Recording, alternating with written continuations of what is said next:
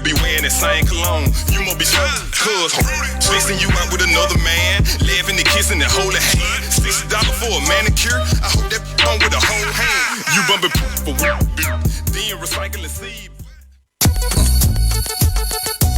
Hey, what's up? It's your girl Shandeezy, and I keep it straightforward with strip. Microphone checker, swinging sword lecture, closing down the sector, supreme neck protector. Hey everybody, this is Chrissy of New Texas Orleans, chilling on Straightforward with Strip. Hey man, say man, it's your brother Nah, other brother Show, baby. You know, they also call me Devontae D. Peter, but look, hey, I'm keeping it straightforward with Strip. You know what I'm talking about? Yeah.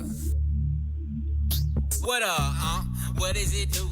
Who is your crew, red or blue? What do you red, black, and green, like my brothers do? Banners on the scene, hot in the mud. Self-defense training, breaking down weapon systems, got a brother feeling bulletproof. That's right. But I do not want problems, rather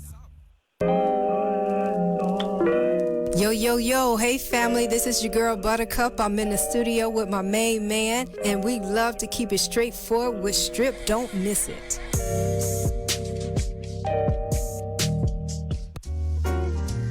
Straightforward.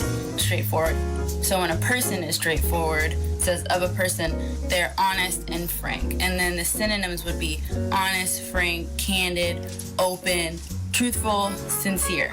And I don't know what could be more attractive than somebody who's open and honest with you.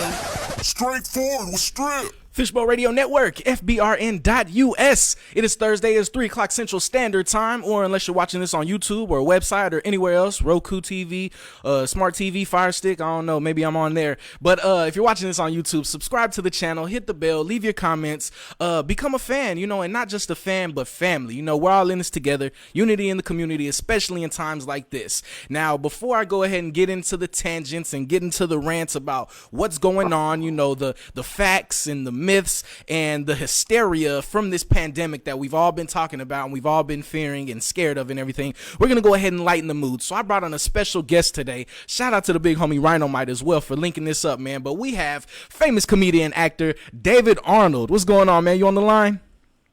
What's up, dog? How you doing, man? Man, I am fantastic, man. I first just want to say I thank you for getting on the line, especially with everything that's going on. You're trying to keep your family safe and everything and stay safe from, the Ronas, as we like to call it, man. But you took time out of your day, man, to, chop it up and keep it straightforward with me, Strip. Everybody is about to find out what their relationship is really made of. You're about to find out how much you really like your kids and how much y'all really got in common, because everybody is locked up in here together. So it's about to get real. It's about to get real. Oh yeah, for real. Everybody is getting tested. Boundaries are getting tested. Willpower is getting tested. And it's crazy, that you said that about how much you like your kids and everything like that. I hate to take it to like one of these pathways, but it's something I wanted to mention. And I wanted to get your take on it. Like they said that statistics are coming out that like since the quarantine's going on and people are locked down, the number of domestic violence and child abuse cases is increasing, yo. Did you see that coming? Well, I mean, I didn't think about it, but it makes sense because we're not built to, I don't think everybody's used to being with the people you're with 24/7 awake. Like, you got to think about it. When you're at home, you'll be at home at the end of the day and y'all be up for like 2 hours, then you go to bed. You know what I mean? So, now, you home with your kids all day, you getting a chance to see you done raised a bunch of kids that ain't shit. So now everybody is realizing that that people was right. The girl, the guy that you with, y'all realizing, we not built for no 24/7 relationship. I don't think it's a good reason for nobody to be jumping on nobody. I mean, but I'm not shocked that it's hard out here on some of these relationships. I'm not shocked about that at all. Oh yeah, for sure, man. And it is pretty cool though, in light of all the tragedy stuff, all the negative that's going on. I like to get on social media and talk to people and see that people are still, holding on to that sense of humor and still making light of things and joking through this. Are you? Absolutely. Yeah. Do you frequent Facebook or Instagram a lot? Catch any of these coronavirus memes? Oh yeah, I mean, I not only catch them and see them, I make them and I send them out. I put, I post up a lot of videos. I don't, in the last 18 months, I picked up 600,000 followers. Yeah. So it's been kind of dope to have built this community, this social media community, and I stay on there trying to keep posting videos and making people laugh and finding a way to do what I do. Yeah. Which I think helps in this time right now. So yeah, I'm enjoying it. Definitely, man. That's awesome. Yes, sir. And you being a comedian, actor, writer, you have quite an extensive catalog. So I want to ask, for the listener out here listening right now, they're like, man, comedian David Arnold, where did you get your start and what made you say, yo, I want to make people laugh for a living? I got my start probably, I started when I was in the military. I started doing stand-up. Just for people who don't know right off the bat, my Netflix special is running right now. It's been streaming at #1 for the last 2 weeks. It's called Fat Ballerina. If you look it up, it's David A. Arnold.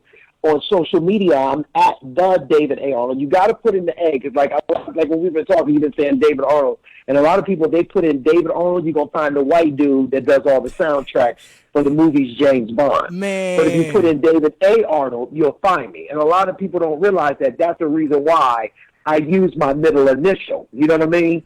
Because it separates me from the other David Arnold. Yeah, for sure. And if you're listening right now, he's telling the truth, because I'm guilty of that. I definitely Googled David Arnold. I was looking for your Netflix you Googled special. David Arnold, and this old white man came up. You're like, who the hell is this? That's not me. You put in David A. Arnold, and then you'll see everything. I've been doing stand-up for 24 years. This Netflix special that just dropped 2 weeks ago is probably an introduction on a national level to a lot of people that have never seen me before. I started doing stand-up, like 24 years ago when I got out of the military. I'm a television writer and a producer. I wrote House of Payne and Meet the Browns for Tyler Perry. I wrote Real Husbands of Hollywood for Kevin Hart. I did a TV show called Fuller House, an Emmy-nominated show, which is a spinoff of Full House, the hit Full House from the 90s. Yeah. I got that on Netflix. I have a show on BET streaming right now. The second season is being filmed, called Bigger. I've been writing and producing and making people laugh for years. Okay. They just didn't know it. And now, with the release of my Netflix special, Fat Ballerina, everybody's getting a chance to see who I am, and it's been received incredibly. I could not be happier.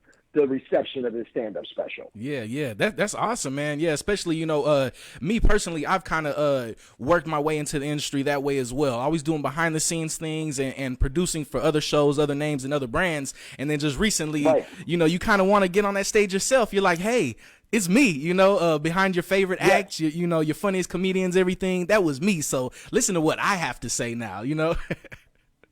Yeah, that's exactly it. I mean, you gotta, as a comedian, you want to get your face attached to your brand of comedy. That's why I started posting videos about 18 months ago. I started posting videos, and me and my wife did a video called "How Parents Feel on Their Kids' First Day Back to School," and we laid it to the soundtrack of the movie The Wiz. Yeah, and it went super viral. It went viral, and it got picked up by 35 news stations across the country. And since then, my page, my Facebook and my Instagram page, both of them have been translated into several different languages in multiple countries. Man. So it built a following that I did not expect.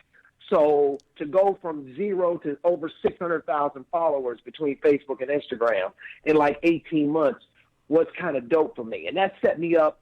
So when my special came out, I had 600,000 people to launch it and repost it and talk about it. Oh, and now it's just the special has gone viral now. Yeah. So that's been kind of dope to watch.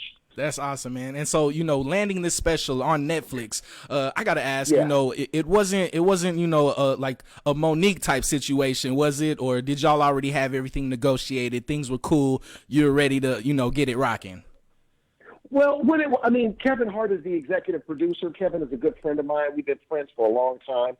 Like I told you, I wrote Real Husbands of Hollywood, the TV show for him on BET. Oh, yeah. So we've known each other Hilarious for a show. long time. And Kevin and I went and shot the video. I shot the stand-up special. I produced it myself.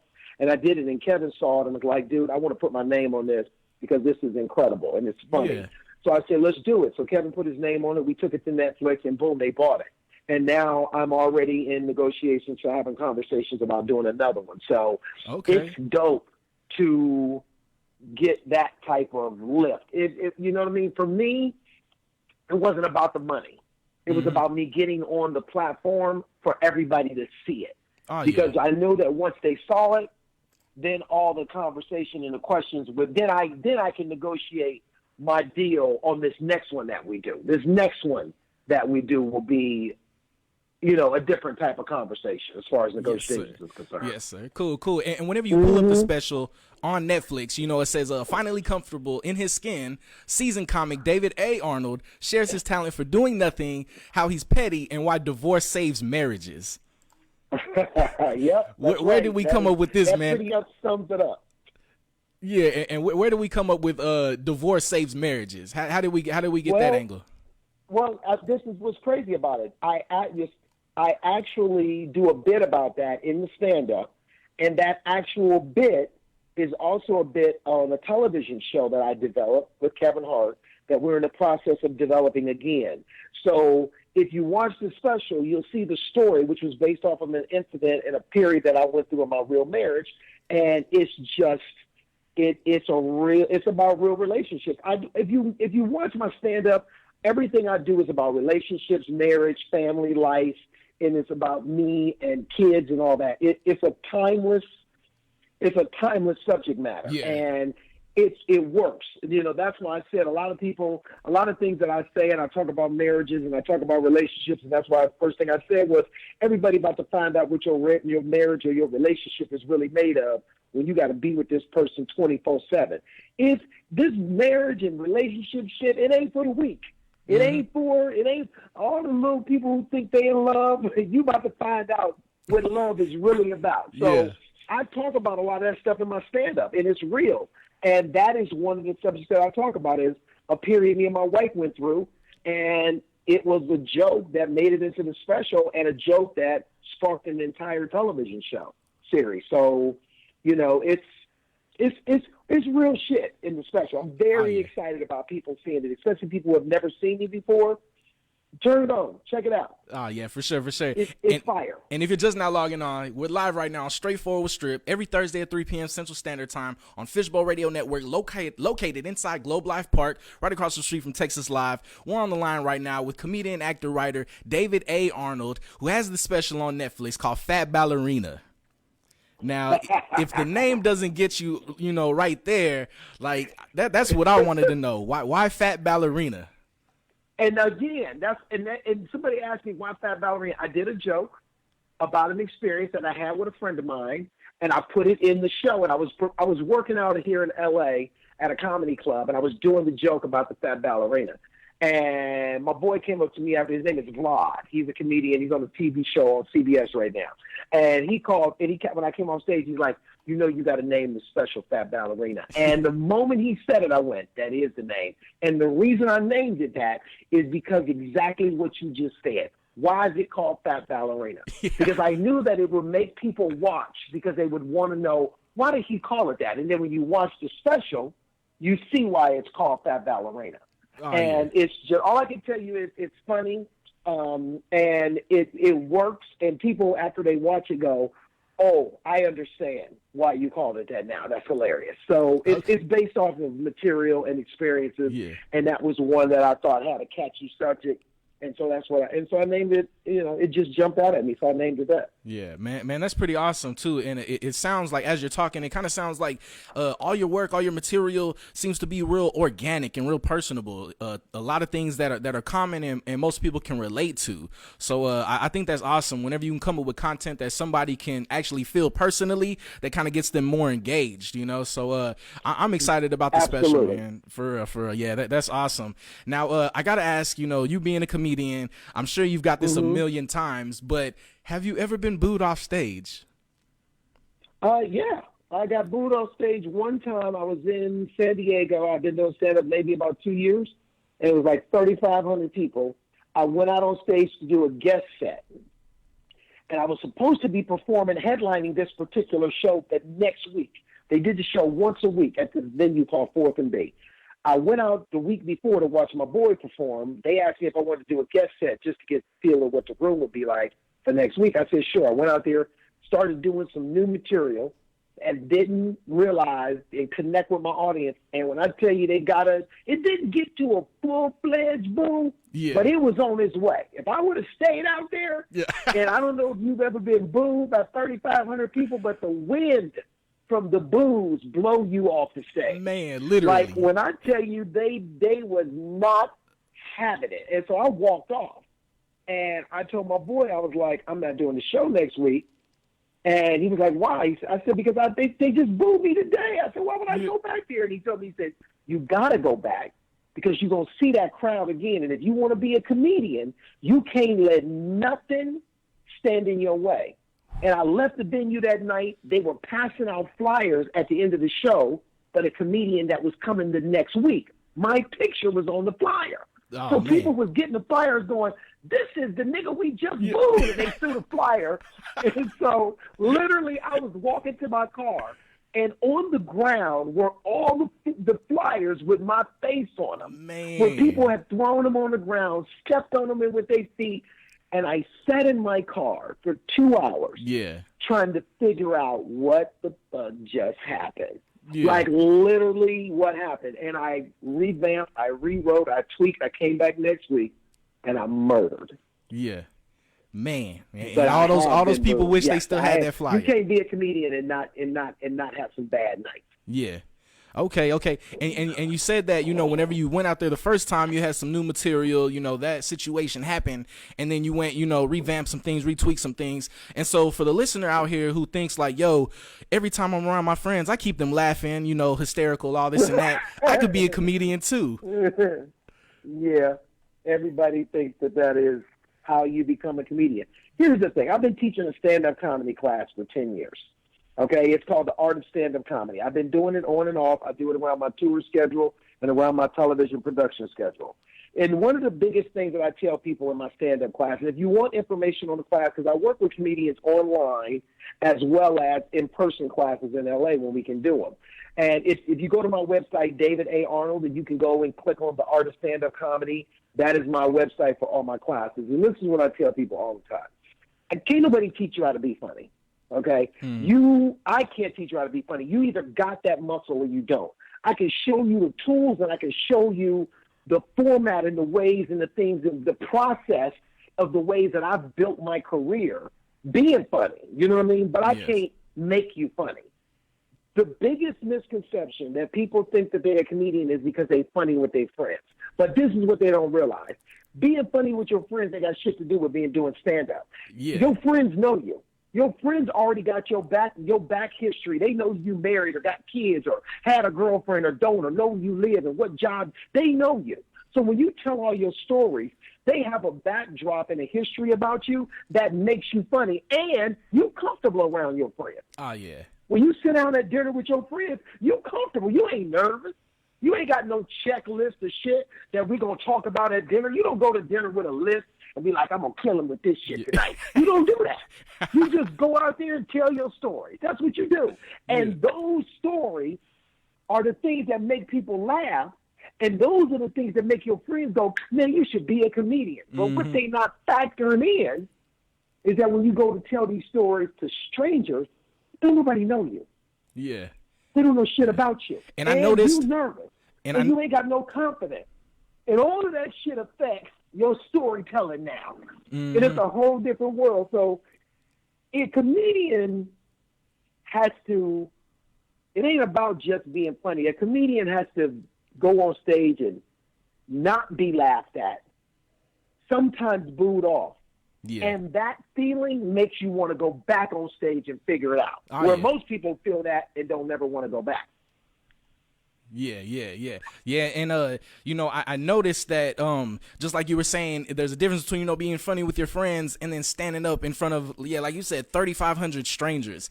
And I'm guilty of this myself. I've gone to a stand-up show before, and as soon as I sit down and I see the comedian walk out, I sit there like ready to not laugh, kind of like, okay, let's see how funny he really is, so that actually. That's how you said that's what you do? Yeah, I've done that before. Yeah, because Of course.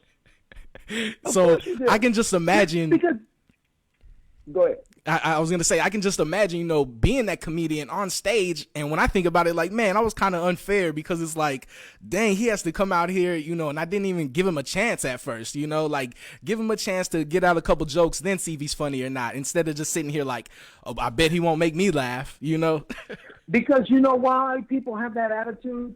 Because how dare you get on stage and think that you have what it takes to make me laugh? Who are you to stand in front of us and control the room with your wit and sense of humor? That's what people think. Most people want to be the person on stage. So therefore, you ain't going to give the person on stage no kind of grace. Because deep down inside, what I've noticed is most people think they're funny. Yeah. Most people think they can do this, and they can't. Now, as you get better as a comedian, when I walk on stage, see, in the beginning of your career, it starts with, oh, my God, I hope they think I'm funny. And when you do that, all of you, the audience, has the power. Because I'm giving you the power to hope that you guys think I'm funny. But now, when I walk out on stage, let me tell you something. You ain't got no choice. Ain't nothing you can do. Yeah. You can walk out there, you can sit there with your little arms crossed, you can be mad, I don't give a shit what you do. I'm going to put this fire on your ass. And that's what's going to happen, because this is what we do. This is what we spend. I've been doing stand-up 24 years. And and the best part about this is that most people have never seen or heard of me before. And so when they see my special, they're like, who the hell is this? And what they don't know is I got a whole nother hour already cocked in the gun, loaded and ready to go. Yeah.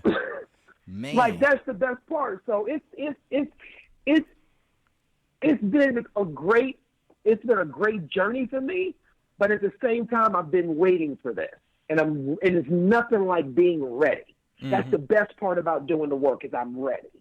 Oh yeah. That's awesome, man. And I'm glad that you actually got this feeling now. Like, now is the time. Here is my special. My name is David A. Arnold. That's right. Pretty cool, man. And if you're just now logging on, again, it's Straightforward with Strip. We air live every Thursday at 3 p.m. Central at Fishbowl Radio Network on FBRN.US. If you're watching on YouTube right now, subscribe to the channel, hit the bell, leave your comments, let me know what you think of this interview. We are live in the studio right now, and on the line we have comedian, writer, actor David A. Arnold. His special is on Netflix, Fat Ballerina. You said it's #1? It's been trending. It trended at #1 for the first week, and it's trending now. It's almost popular. It's been killing. I don't know where it is today. I mean, you can't trend forever. Yeah. You know what I'm saying? With new stuff coming out. But for the first week that it was out, it was #1, and it's been trending since then. It's been doing really well. It's killing a lot of people. If you don't know me, you can go to my Instagram as well. It's the David A. Arnold. And also you can subscribe to my YouTube channel, because now what I'm noticing is people are seeing the Netflix special, and now they're like, I want to see more. So they go to my YouTube channel, and they go back, and you can see all of my old stand-up. Yeah. And it's crazy to watch people go back now and find a lot of the other stuff that I've been doing. And now I'm getting messages and emails and texts and, DMs from people just, man, this joke and this. So it's been kind of dope, man. But yeah, I'm not going to lie to you. I've worked hard. I'm enjoying the ride, and I'm enjoying the response that I'm getting. And, every once in a while you get people who love to jump on and go, you ain't shit. I watched this special. I don't see what everybody's so hyped up about. It wasn't no damn good. Like, I've been my favorite people. Yeah. The haters. So yeah. Like they say, man, they hated on the Dave Chappelle special, man, and I thought that was like the funniest. Yes. So you being a comedian, do you yourself watch stand-ups and specials from other comedians? Like besides Kevin Hart, of course, because he's your friend. Of course, those are my friends. Dave is my friend. All of these, Dion Cole is my friend. I talk to these people all the time. We are a community. Yeah. You know what I mean? Some of us are stars, some of us are better known than others, but we all have one thing in common. We're storytellers. And so therefore we respect and love the craft. Dion Cole was working out a couple of weeks ago at a comedy club, and he told me he was working out, so I just drove up there just to sit and watch him work out, you know what I mean, and watch him work out new material. Comedians love the art. Yeah. I watch everybody's special. some guy posted the other day. He said this David Arnold is almost as funny as Dave Chappelle. He said he's a close second, is what he said. I said, God damn, I'll take a close second. Yo, I was gonna say everybody considers to be the greatest doing it right now. I mean, that's a hell of a comment, and to get all those kind of comments makes you feel good. And then I started watching one of Dave's specials. Joe Coy, who is killing right now, is also a good friend of mine on Netflix. Sebastian Madagascar, also killing. And so all these guys are my friends, and I watch their specials constantly because that's just what we do. You know what I mean? We watch each other's shit all the time. So yeah, I watch other specials, man, and I have taken tips and notes on the way they do stuff. Like especially with Dave, and I'm in my special that I just did. I'm not afraid. He gave me the courage to not be afraid to have some real moments on my special and have some real moments where I talk to the audience, and it doesn't have to just be jokey. I can be transparent and share some stuff that's real. And I got that advice from Dave himself, and that was dope. You know what I mean? So, and it worked, and it resonated with people who watch my special. So I always watch other comedians. You gotta know what the lay of the land is. Wanda Sykes, everybody. I watch these people because they're fucking funny, man. And I love the art of stand-up comedy. Yeah, for sure. Something I saw, while browsing through the catalog and everything, and you mentioned it earlier, you've done work with Meet the Browns, Tyler Perry's Meet the Browns, and then you've also done some work for Fuller House. So I want to know, what is the change in dynamic, like in comedy? Because me personally, and I'm probably the only one that thinks this, but I kind of feel like when I watch a show like Martin and then I watch a show like Full House, it's different humor. Right. You know what I'm saying? Not only is it difference in like races and so how do you accommodate that? How do you work with that? Well, here's the thing. When you're like writing and doing stand-up is two different worlds. When you write, and for instance, I was writing at the time when I was writing Fuller House, which is, it's an all-white show. Yeah. I was the only black writer on that show. And then I would leave, and I was writing at the same time a show for BET Plus called Bigger, which is a black show, or a show like Martin, or Real Husbands of Hollywood. The sense of what's funny is different. What's funny to us is different than what's funny to white people. Yeah. You know what I mean? Period. Yeah. And I think there's nothing wrong with acknowledging that, but at the same time, there's some things that are just funny to everybody. When you have stuff, we all got kids that get on our nerves. We all got boyfriends and girlfriends that get on our nerves. We all got bosses that get on our damn nerves. We all got little quirks and things and shit that make us annoying or are annoyed by other people. Those things are the common things that you can find and get comedy out of. When you write a show like Fuller House, you realize, oh, this is what they do. I learned how to listen. Yes. And see what resonates with that audience. It's the same as when I do stand-up. When I walk out into a room and it's all white people, I still do David. Yeah. You know what I mean? Like, it don't make I'm still doing David. I know how to take the sting off in certain places and put the sting on in other places, depending on where I'm playing. When I started working at Fuller House, I sat back and I listened. I was in the writer's room and I listened. And I heard where they were steering the ship and the things that resonated with their audience, with those group of people. And then once I said, oh, this is what they like, then I know how to write that. Yeah. And when I sit and I work with black people, I know, oh, this is what we like. So I know how to write this. So I think a lot of people don't have that. They're not ambidextrous where they can go left and right and do both. Yeah. You know what I'm saying? Some people can only write one way or the other. Mm-hmm. You know what I mean? But I was literally leaving one writer's room that was all white, and the next day I would go to another writer's room that was all black, and have a strong presence in both situations. So it's I think it just comes from years of doing it and realizing funny is funny. You just got to know which buttons to push in which particular situation. Yes, sir. Yes, sir. Exactly. Exactly. And you know, in your career of doing comedy, stand up, and everything like that, I wanted to ask, have you done, you know, like special bookings or private bookings for different events and organizations? Oh yeah, I mean like I did USO's Comics on Duty. I've done military tours. I've done like the Black Lawyers Association, and you know I've done a bunch of that kind of stuff. I've done stuff for the veterans. I've done stuff for different, like all different kind of. I mean, yeah, that's not colleges. When I was doing colleges, I've done all of that. I mean, I've done it all, man. I've toured and done in the 24 years I've been doing stand up. I have literally done all of it. I've performed. I've even now private events. There's a motivational speaker. His name is Tony Robbins. He was a big motivational speaker, and I remember he saw me at the Comedy Store in Hollywood performing one night. He was like, "Hey man, I want you to do my birthday party." And I was like, "What? I ain't doing no birthday party." And I knew who he was, right? But I was like, "How much?" He was like, "Yeah, I'll give you 10,000." I said, "All right, so where you gonna be at?" Yeah, man. You know what I mean? So of course, if it's right. I've done private. I did a party for the mayor of Atlanta one time. I've done. Wow. And I remember doing a birthday party when I didn't have no money for $250 in some dude's living room. His one-bedroom apartment living room. Yo, he that's had crazy. 14 people over. Yeah, I was just gonna ask too. Like, out of all the venues and events, like, what is like the weirdest request or weirdest event like you've done? Like a divorce party or a funeral or something like that. I have done not divorce party or funeral, but I have done like birthday parties and barbecues and like in people's living rooms and in their backyards. You know what I mean? For $50, for $75, for $100. Like I remember doing those.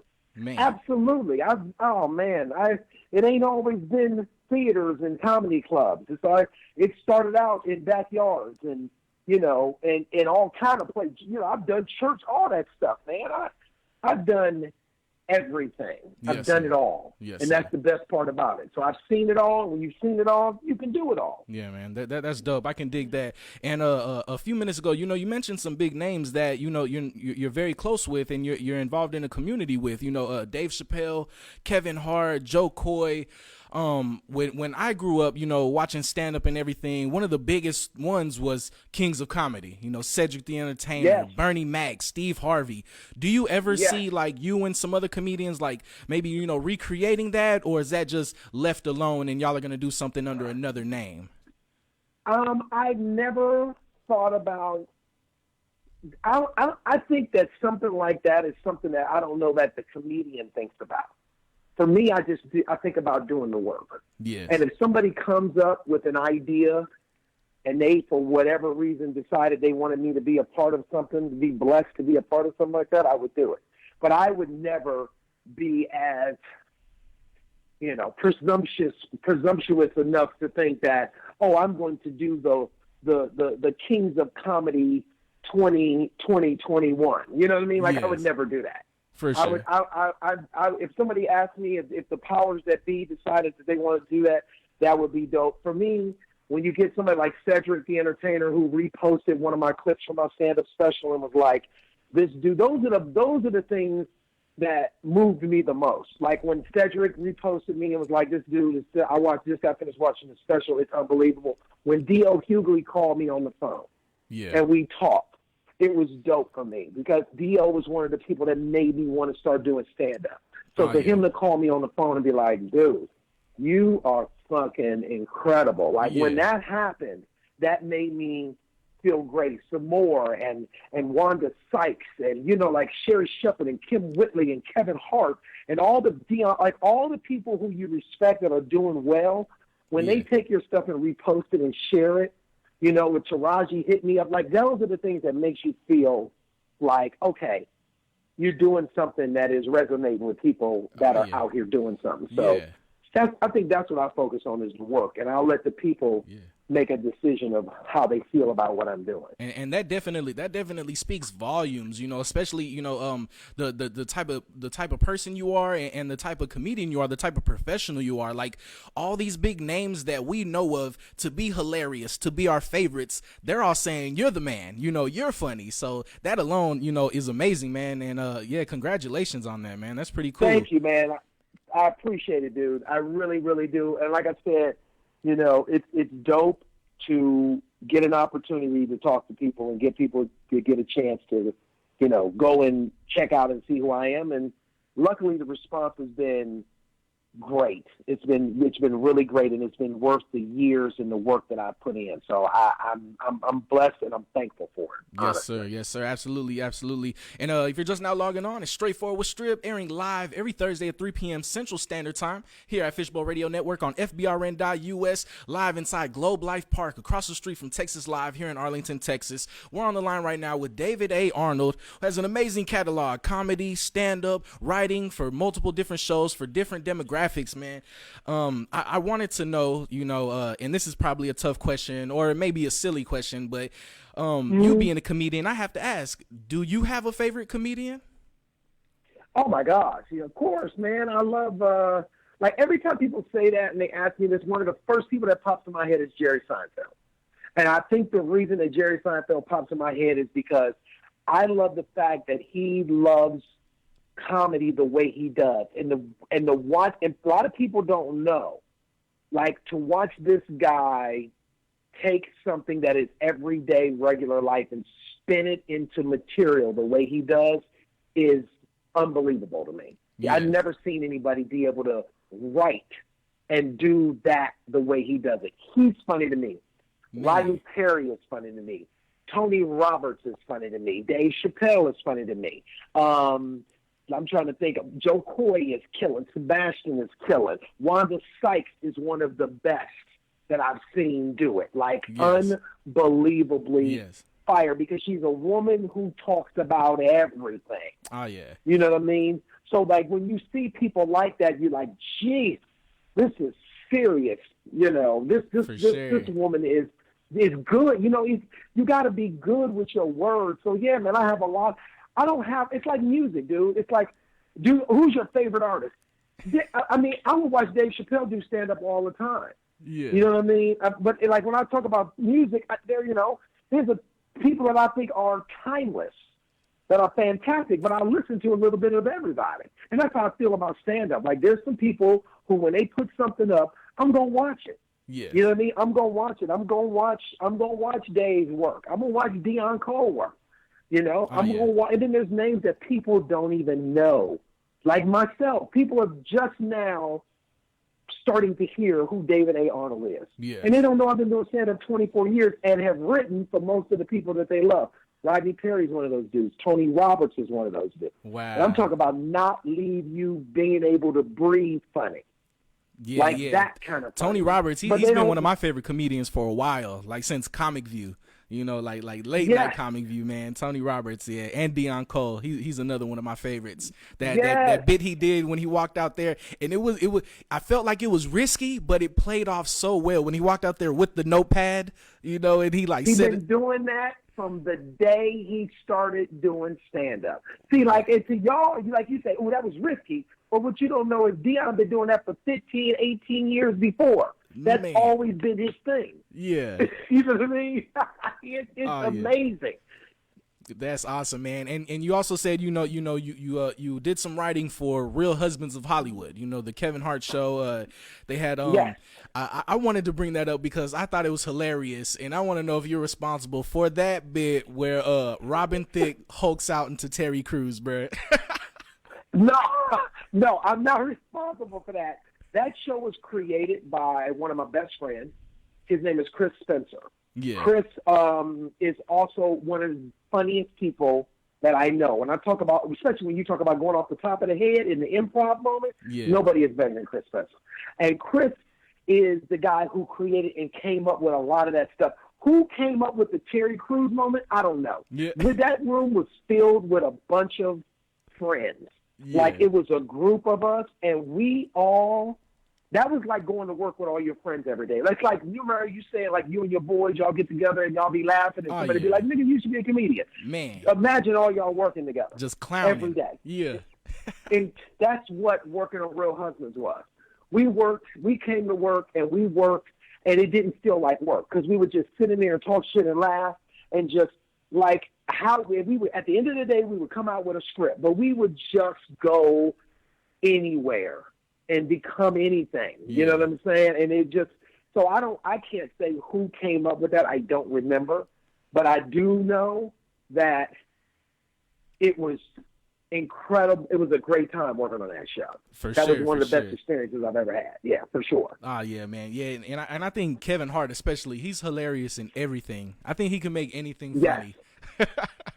That's awesome, Kevin man. is a fool. Yeah, and we were talking about D.L. Hughley earlier, and D.L. Hughley, he's an awesome, hilarious, famous comedian, and now, he's hosting a show on 94.5, a radio show out here in the DFW area, and he's, I'm not sure if he's always been this way, or now he's concentrating on it more, but he's more, black focused and community focused and real outspoken on issues and situations going on, police brutality, voting rights, the school to prison pipeline, and everything like that. So what is your personal take on you yourself having this platform and speaking against evil powers, racist issues and institutions, and the problems black people in our community are facing today?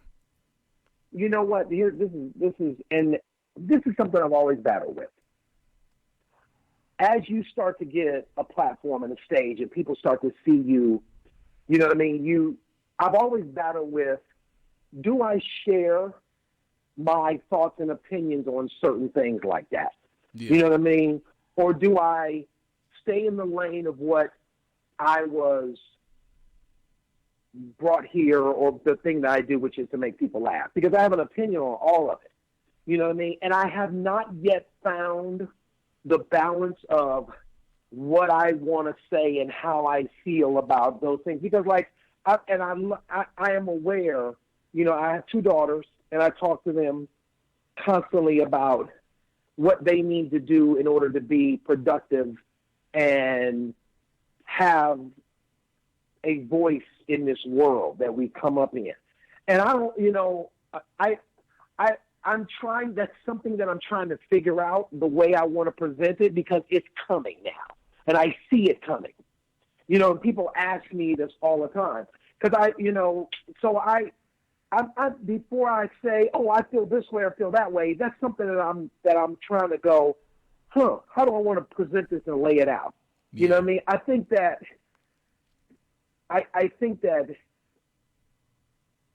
we are responsible. And this is what I believe. I've been sober for 23 years. Okay. And I believe that there are powers and there are situations, there's systematic racism, and there's things that's going on in this world. For every person that is going to give us problems, it's going to give us hurdles, it's going to give us obstacles. But one of the things that I believe is that every decision that we make, every person is where they are in their life because of decisions that they've made. You know what I mean? And yes, I feel like we are responsible for ourselves. We are responsible also to try to take care of one another without allowing the people, the person, the cause that we are trying to uphold drag us down as well. Because there's some people who will go to bat for their friends and their family, and they will drag them down. Because some people can't be helped. Some people you gotta let go. So, like, as I sit and I think about what I feel like one of the things that I know for me is when I moved to Los Angeles from Cleveland, Ohio, when I moved here, I had 2 trash bags of clothes. I had no car. I had 2 addresses to 2 comedy clubs, the Laugh Factory and the Comedy Store. And the only thing I knew is I wanted to be a comedian. I had been sober 90 days. Man, wow. And all I knew was I wanted to be a comedian. Every choice and every decision that I made, and I had not one friend, not one person that I know that could tell me this is what you should do, this is what you shouldn't do. I had to make my own decisions. Yeah. So I had to figure this shit out myself. You know what I mean? And I've seen people completely destroy themselves by making bad decisions. I've seen people make excuses. We can always blame the system, the community. But you can always do that, because the truth of the matter is, it's messed up. Shit is not good for us. It's systematically against us. All of those things exist and it's real. Oh, yeah. But then after that, you have to make a decision to go, we know all these things are what they are, but now what? Yeah. So what am I going to do? Am I just going to go, well, I'm not going to be shit because the system is rigged against me? Is that what you're going to do? Or are you going to find a way to get around it and find a way to get yourself in a position to do something different? So right. I have to sit and figure out exactly what I think about every single issue, because there's so many. But what I do know is that we are responsible for ourselves, and most of the problems that we all have are self-inflicted wounds. I do know that. Yeah. I do know that. You know what I'm saying? So I feel like, from a guy who lifted himself up, who came from nothing, had nothing in this town, in this business, and now I'm sitting here in this 5-bedroom house, looking outside at my pool, looking at my kids in the other room. Yeah. You know what I mean? Doing anything. My wife is. I came from nothing, and I've worked my ass off to get to a certain place, because I didn't let any and everything that's around me that's happening stop me from doing what I wanted to do. I acknowledge that it's real. I acknowledge that the bullshit is out here. I acknowledge that there are things in place and we're treated unfairly and there's things against us. And I acknowledge all of that stuff to be true. But I always said to myself, yes, this is true, but now what? What you gonna do? Oh, yeah, because you have to go past that. And that's always been my thing. Yeah. You know what I'm saying? I acknowledge it. I don't downplay the hardship of anybody. I don't downplay the obstacles and the unfair treatment that women and black people that we go through. But now what? So the question is, now that you armed with all this information, what the hell you gonna do to try to get yourself in a better position so you can be of help to somebody else? Right. Yeah, that's awesome. And I'm glad that you brought that up, because I want the listener to also feel that as well, because I do see a lot of people, especially people in our community, who have that mindset like, oh man, why try? The system was meant for us to fail, right. So why not fail? But it's like, nah, man, there's going to be obstacles and hardships, but you can get through them. You can make it through that. Yeah, so I'm glad you made that point, man. That's amazing. That's awesome. Congratulations again, man. We're on the line right now. David A. Arnold, comedian, writer, actor, professional, has a special on Netflix, Fat Ballerina. Gotta check it out. Gotta check it out, man. You said it was trending #1 the first week it came out. Oh my God, yes. It's been incredible. It's been received well.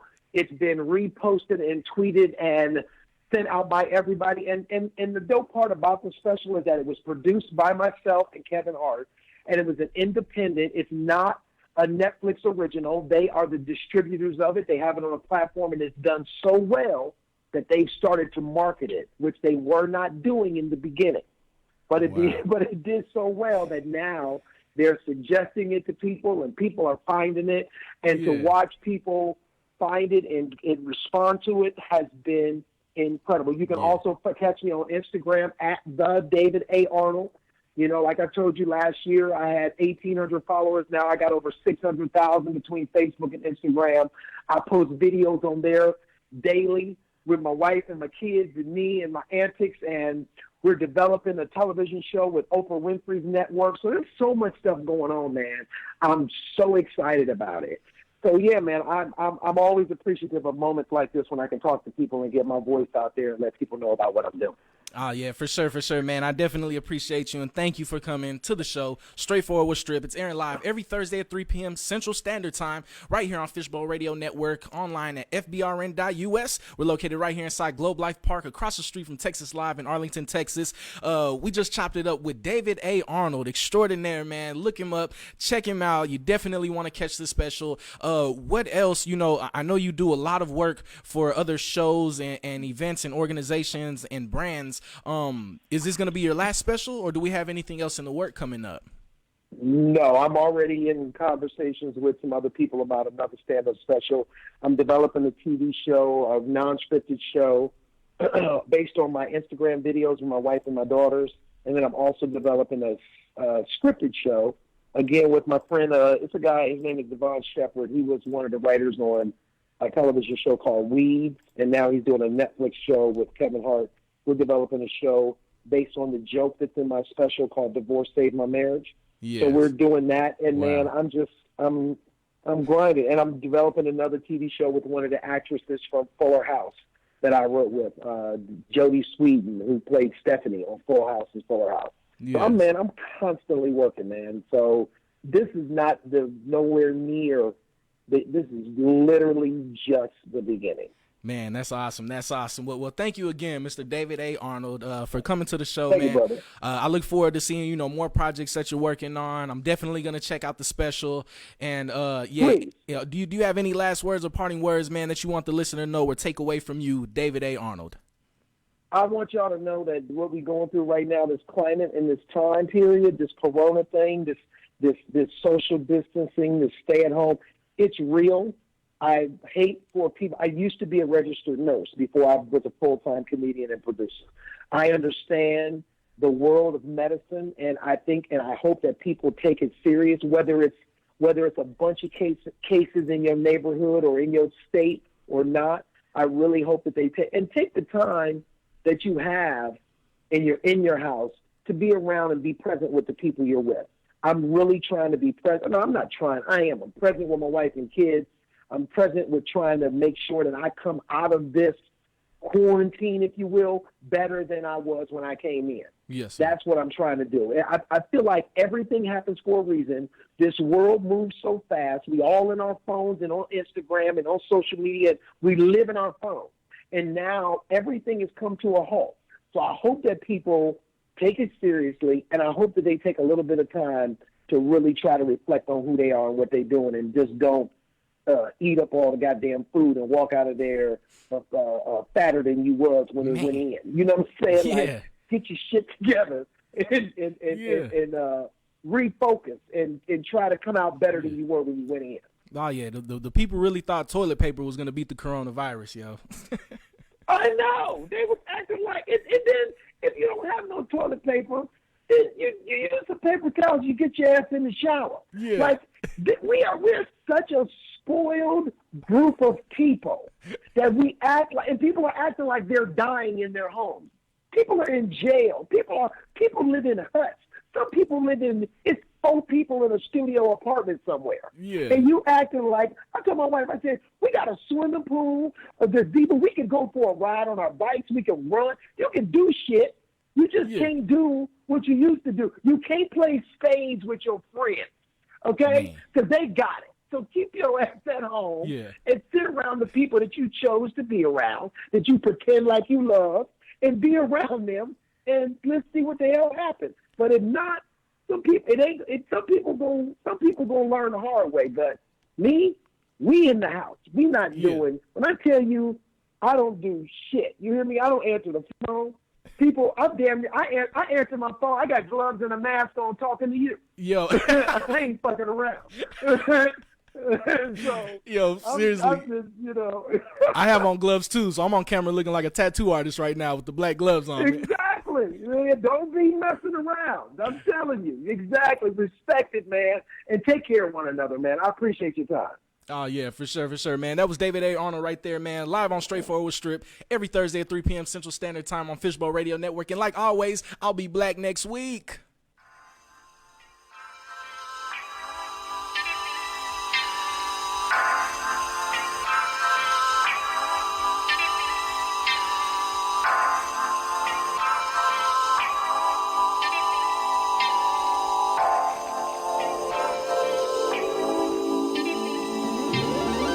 I'm just your city's most. Yeah. I'm just your city's most. Yeah. I done seen niggas get popped. Get 20 off the wok, cook grams in the pot. Whoa. Drug dealers, real killers, better watch your ass. Slippers count, niggas got 3 counts trying to come up in the drought. Keep my name out your mouth. Oh, we rolling through your granny house. Pop you when you get your plate. Told you had my cash, but hey, I'm in a different mind state. I'm on the interstate headed to the phone.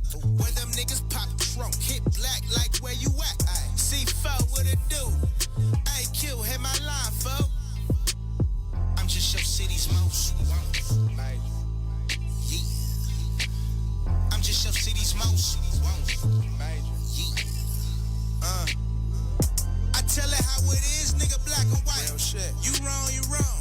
Y'all gave the wrong niggas the thrones. Real niggas ain't pawns. I pop my collar like the fawns. Sit back and count falls. Think about how far we done gone. Move around from the dumb, that's how we want. I shot out like a bullet from a gun. Now them niggas wanna pull up, but we done. OG niggas do